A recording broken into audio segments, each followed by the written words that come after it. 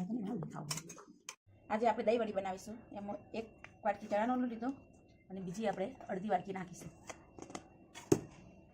આટલું ચણાનો લોટ લીધો છે. એમાં આપણે 1 વાટકી દહીં નાખીશું.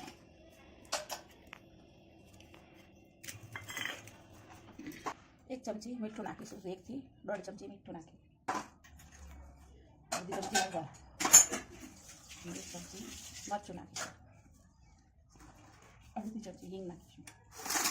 હવે આને પાણી નાખીને આપણે હલાવી દઈશું. આપણે આને નાખીશું તો જેથી કરીને અંદર ગોબરા ના પડી જાય.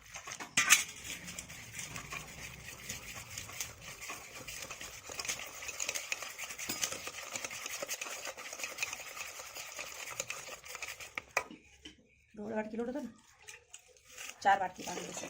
1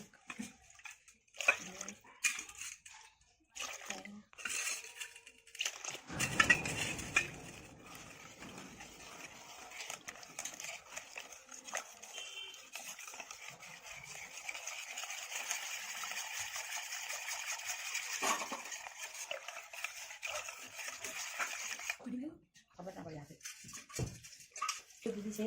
અને 3 ગ્લાસ પાણી નાખી મૂકી દીધી કુકરની. બોલ 4 સીટી બોલે.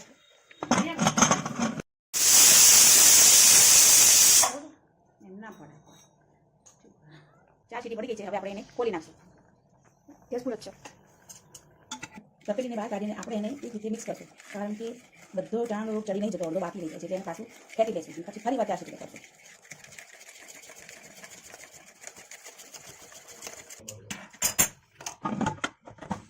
પાણીનો ભાગ થઈ ગયો. થોડો આપણે ગેસ પર ગરમ કરી દઈશું.